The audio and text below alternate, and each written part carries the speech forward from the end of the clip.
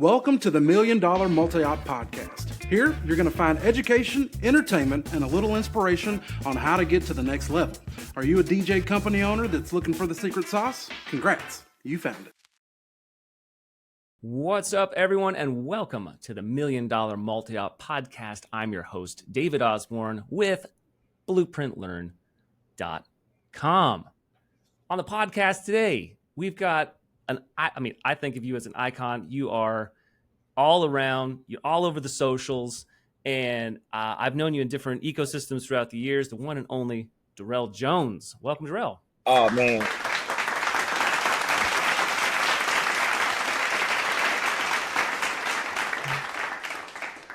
That's incredible. That is very, very flattering. Thank you for having me, David. Really happy to be on your show, not only as a guest, but as a listener. So it's a big deal for me to be here to talk to the community and the people that listen to your podcast. I think it's really important what you're doing to share. The perspectives you give are kind of one of one. They're unique, and I love it, and super happy to be able to contribute on this episode. Thank you, man. Thank you. Yeah, we're pumped that you're here. And I asked you this question before we were recording, but you're Atlanta-ish. You know, I know you don't live in the city specifically, but you know, Atlanta is a market that you live in, mm-hmm. but you actually perform mostly in Chicago. Is that correct? That's very true. Very true. And I think that's a really unique. You told me once. I'm gonna let you talk about it, but you told me once why. But I'd love you to just kind of talk about a little bit of your journey, how you got into just doing private events, and then how you've transitioned to the multi-op scene. Because I think that perspective is going to be a big part of what we talk about today. Sure. When I first started DJing, I DJ on and on. This is kind of like the quick version of the story, but I was a hobbyist, and I would buy turntables and not really be great at it. And so I kept on buying equipment, selling equipment over the years. And it wasn't until 2008 that I actually got serious about DJing. And I bought some equipment, and something sparked within me. No pun intended there, but something happened within me. I always worked in music outside of the DJ space. I was into marketing promotions and worked with several labels and went to college for radio, television, broadcasting, etc. But I wasn't a DJ. I always shared music like as a on-air DJ, which is a whole different discipline, right? And so it was in 2008 I got real serious about it, and just kind of something said, hey, I'm going to do 20 hours a week in my basement, and I'm going to teach myself how to DJ. So back then, the resources weren't as abundant as they are now. So whatever videos I could find on the internet, I think YouTube was in its infancy stages. You still had to read. There was DJ Tech Tools was a big site. Like I love DJ Tech Tools back in the day. And there was one more other DJ site. The guy, he's still doing educational courses to this day. But those are the things that I used to learn how to DJ 20 hours a week, and wanted to be a nightlife DJ. I did mixtapes. Had my hat on backwards, big chains, completely different guy. And I was older though. I was in my early 30s. I was like 30, 31. So I just started my family out. Oldest kid at that time, was still in diapers and all of that stuff. And I didn't have the same runway as a younger DJ to really take a $50, $75 gig and compete, for those type of jobs. And so I started thinking like, man, there are other places where you would see DJs at, like the mall in a store, like a retail job or a hotel lobby, or, I started thinking like, hey, there were other opportunities out there, and still did not want to do weddings though. And long story short, got invited to do 2 weddings. Ironically, they were almost back to back. One was from a caterer, one was from a friend of the family. And both people said the same thing. Don't change how you DJ. Because that's what I was concerned about. I thought I'd have to go in and play things I didn't normally play and DJ in a different way. And they said, we love how you DJ, just add the formalities around those things. And I went to, and I was doing nightlife here and there too. I was like out and about, but just really wasn't making a whole bunch of money at it. And it didn't seem like something that could be full time. And so anyway, I did these weddings, and I was like, it's not half bad. Like, nice venue. I got a free meal. I got paid more than DJing at a bar or club. And I was like, people actually showed appreciation for what I did. And I really started enjoying it. And so I just started marketing myself almost immediately after the second one as a upscale private event DJ that DJ club style. And back in 2013, in Chicago, that was kind of almost unheard of. Not saying there weren't club DJs doing weddings, but it wasn't the most easy to find scenario. So had a lot of success with DJing club style at private events, because I would just go in and literally do the same thing I was doing as a nightlife DJ and as a mixtape DJ at people's private parties, but they were like considered upscale. Now I wasn't charging upscale because I hadn't learned my true value, and that didn't come for years later. But I was doing upscale event. I was very busy. 2018, I started actually in 2013. I started Weddings by D Jones. That was a wedding arm. So let people know, hey, this is just strictly weddings. I knew I had to go and be specific and communicate with that particular market that I was seeking to kind of establish myself in. Had a lot of success with that. By 2018, I was turning down dates because I was booked, probably because I wasn't charging enough. And so but I was booked very heavily, and people definitely got value out of what I was charging back then. And so it was kind of like I was stuck with I was at a crossroads. It was, do I tell a client no and never hear from them again? Or do I capitalize on the fact that they came to me and at least offer them an alternative and keep them in my circle, make a little bit of money off of them, and build a team? And so the answer was to build a team with some DJs that I used to just passively give work to, just as friends in the community. And I said, hey, you guys want to do weddings? And they said, yeah. And so I started Spark Entertainment Group. The idea came about in 2018, started Spark Entertainment Group in May of 2019. And so okay, couple things. First of all, I think that I started in 2008 also, and that was coming off of a classical music background, teaching elementary school, but that's when I started. I did a couple events in 2005, 06 for some friends. That was like, a family wedding, and I just played music off a laptop and some borrowed speakers, but I didn't really think about being a DJ until 2008. And DJ Tech Tools it's funny you mentioned that, kind of got brought back in time. That was a big part of my upbringing too, because in 2008, I don't know how old the listeners are. If you were coming up in that time, if you were to go on YouTube, I remember there was DJ Tech Tools. That guy's name was what? Ian Golden? Yeah. And I think it was like the first place that I saw anyone be like, here's 5 tips to have a better transition. And I was like, what? Okay. That's what I learned what CDJs were. Yeah. And I was like, okay, I'm going to buy some of those things. And then at the same time, I think Jason Janai was one of the few people in that time period, 2010, 2011, who was putting out enough content that you could be like, wait, what's he doing? What is that? Oh my gosh, those kind of club style weddings, because it just didn't exist anywhere. Every other piece of content online was people doing the hokey pokey or old school DJ styles from weddings that now we take it for granted. There's club style stuff all over online, but those days it was a drought. True. It didn't exist. It was somewhat uncharted territory, actually. Yeah, absolutely. And so I really like hearing that the way that you thought was very opportunity based. You said, I've got a kid at home. I can't take these low end gigs. I just can't. I got to make it worth my time. And that forced you to do some innovating. It forced you to make some decisions that maybe you didn't want to make. You're like, I wish I could go do a $50 bar gig, but I can't do that with my time. Sure.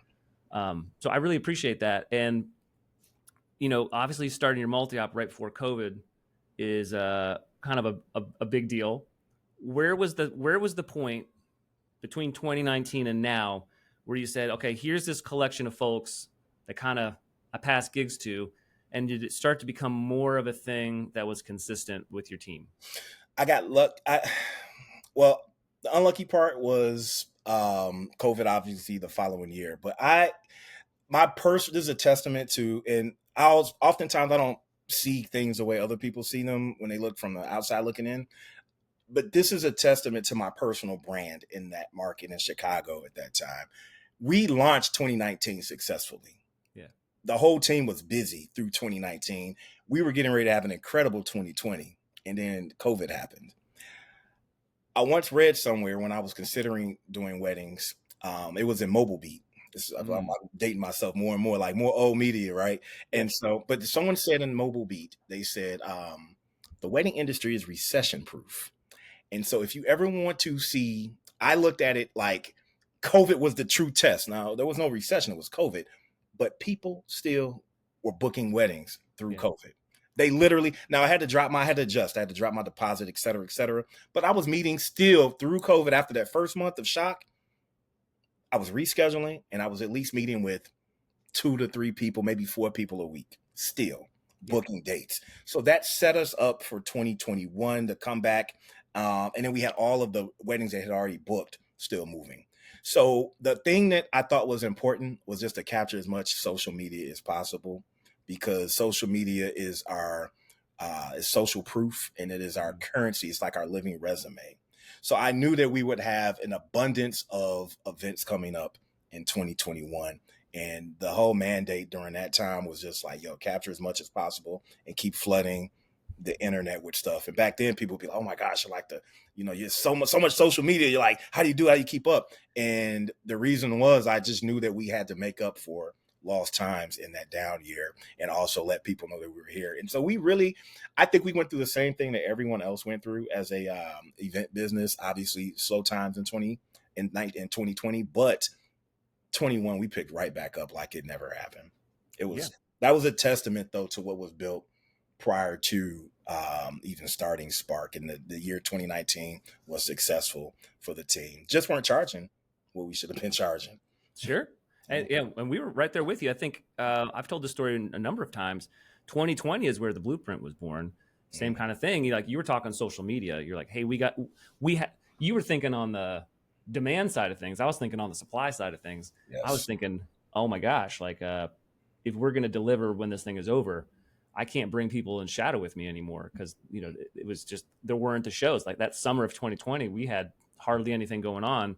So I was like, I can't reliably bring someone to a regular cadence of shows.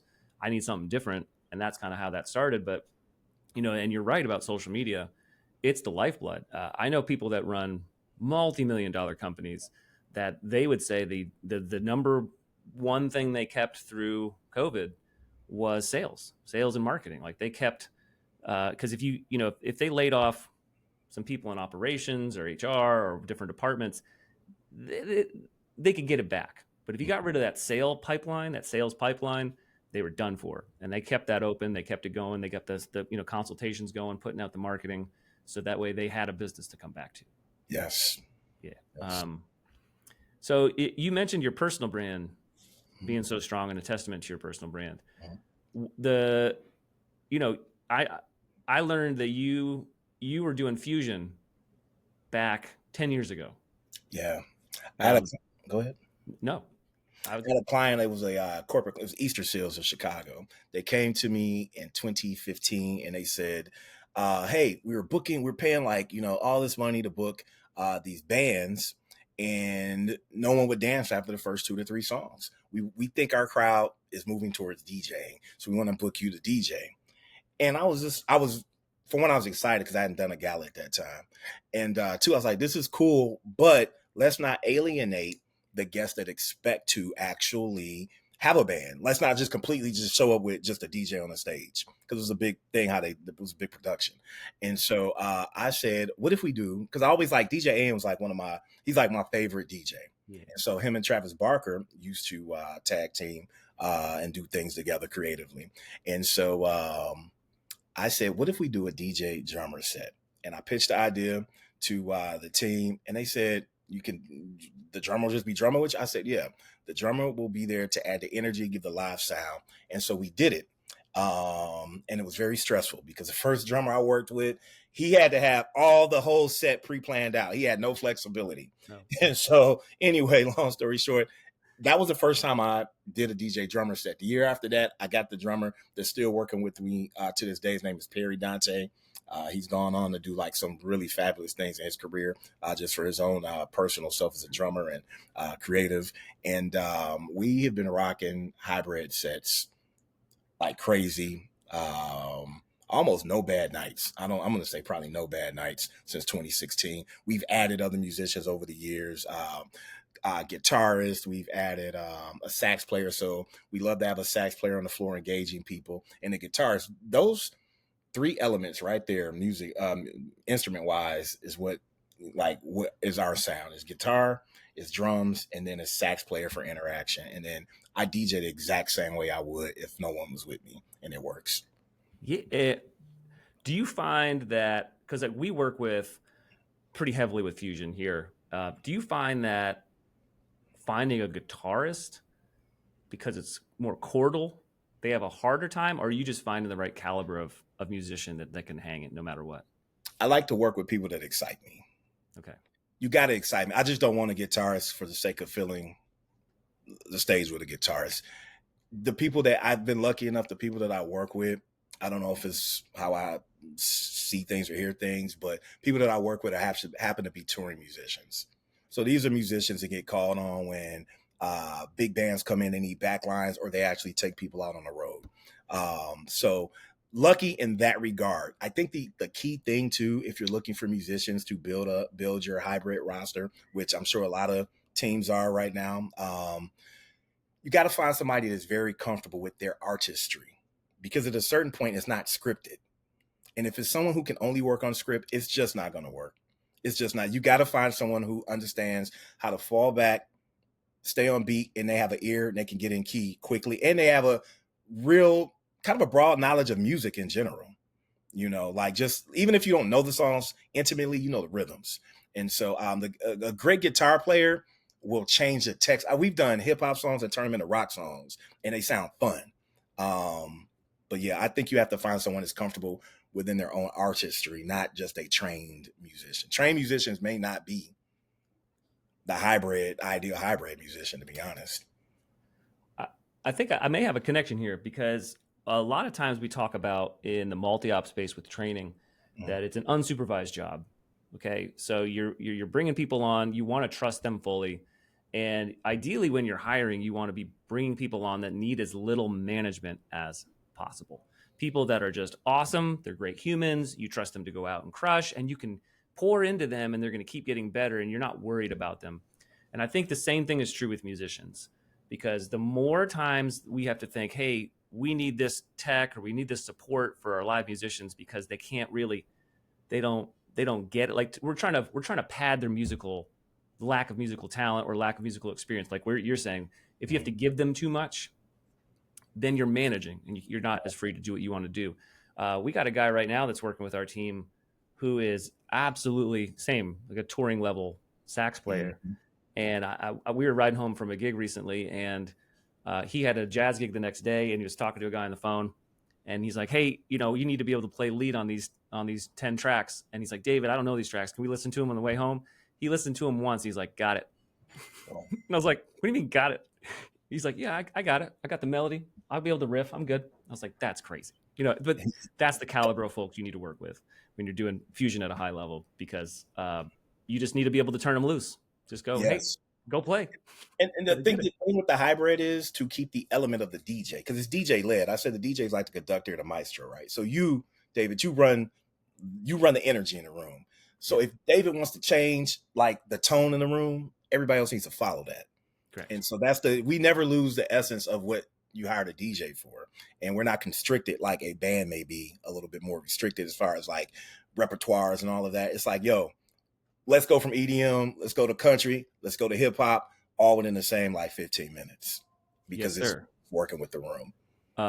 That is like a gold nugget if anyone's, because I think people trying to get into a fusion experience, I think it's really challenging if you don't have a musical background or you don't have the resources to know how to attack it. So that's gold right there.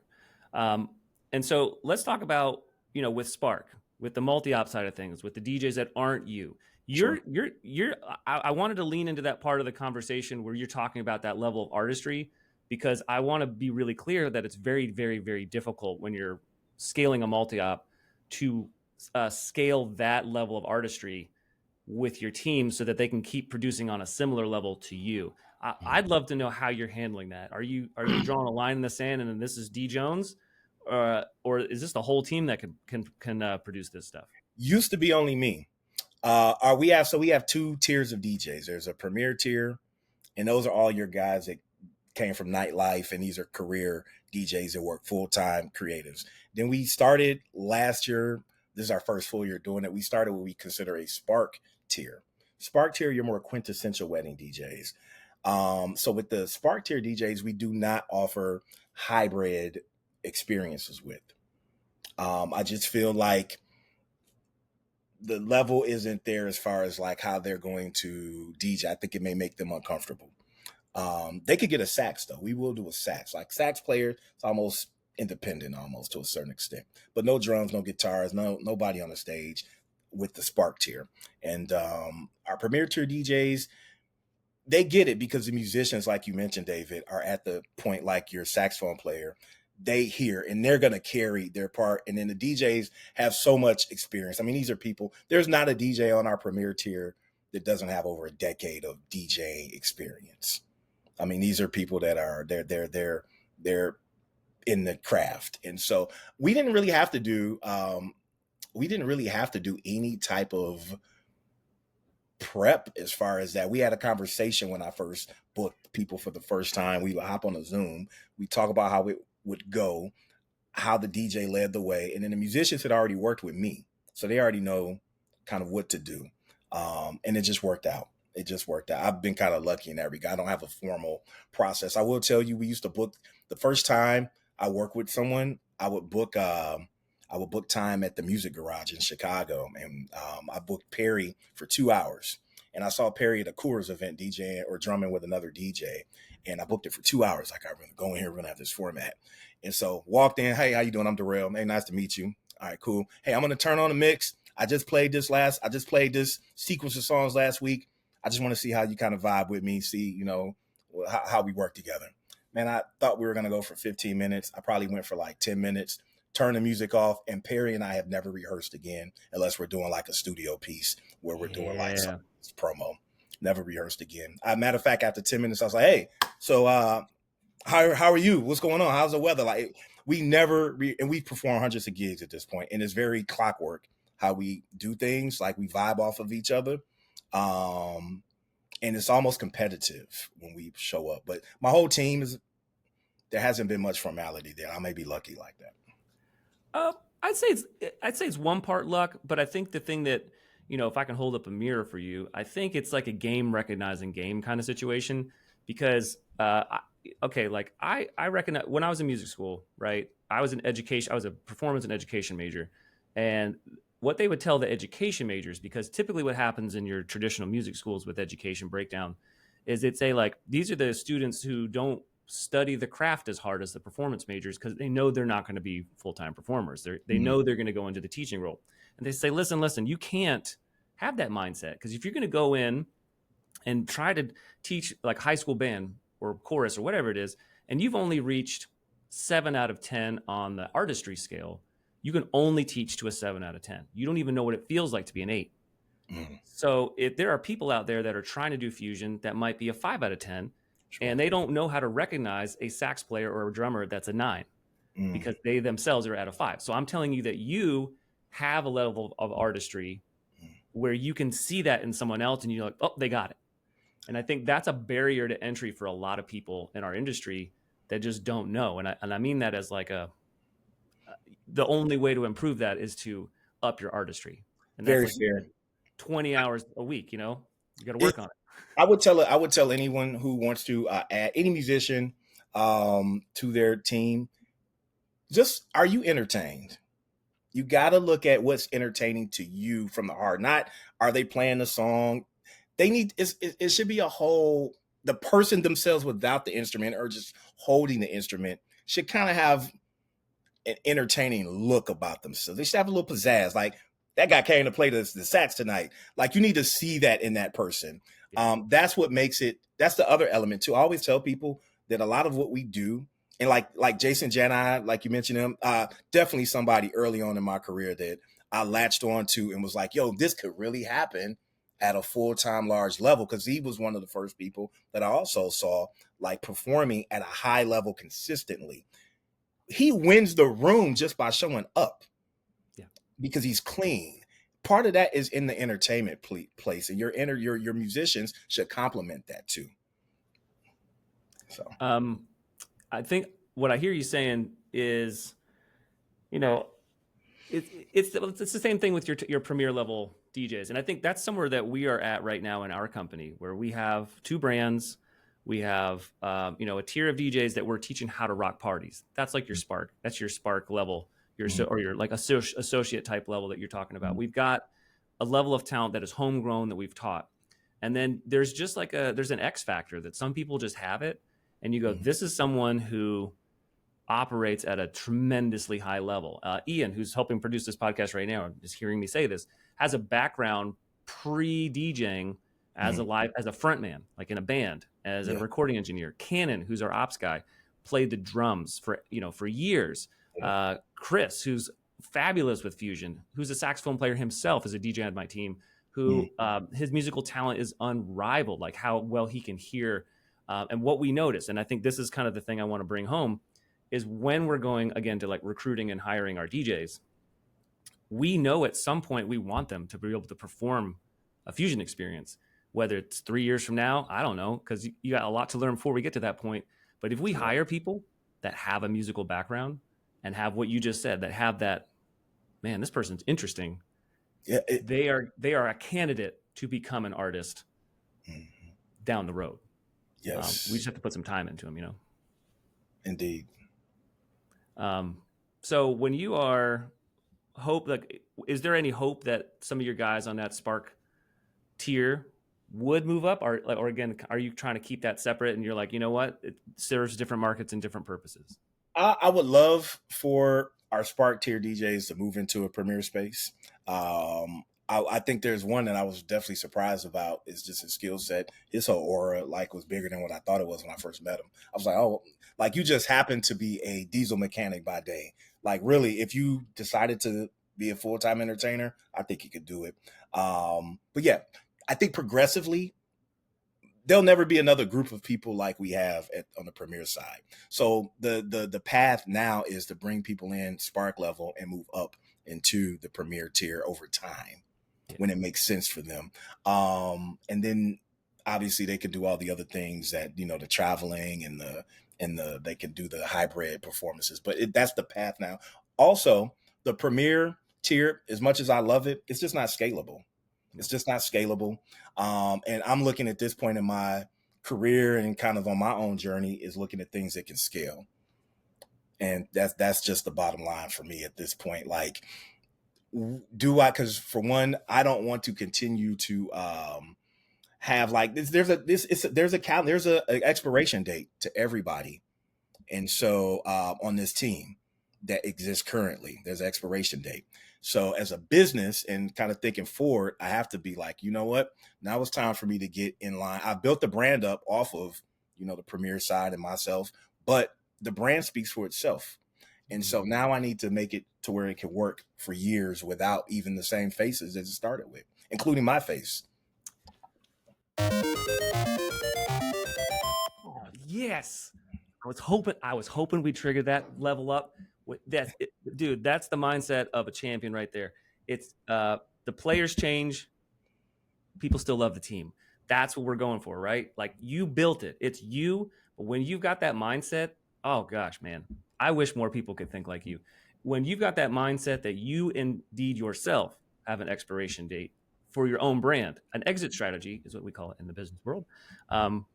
That's the healthiest way to run a business, because you know that it's not reliant on any one human.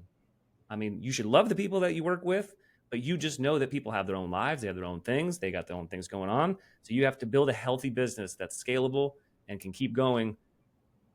Your face can't be the face forever. No.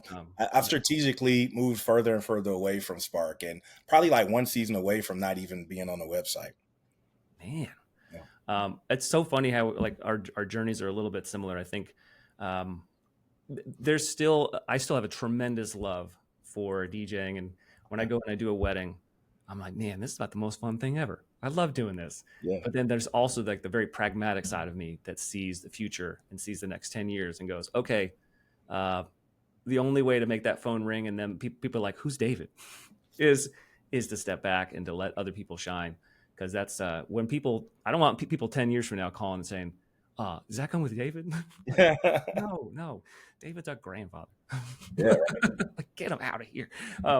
So I would love to hear, kind of as our last question, because I've been watching you on social media for a while, and I think I've got a good sense of this. What is something that is unmistakably Spark your brand that came from you, something that was like remarkably you, that became remarkably, unmistakably your brand. That's that thing that you've kind of curated and cultivated.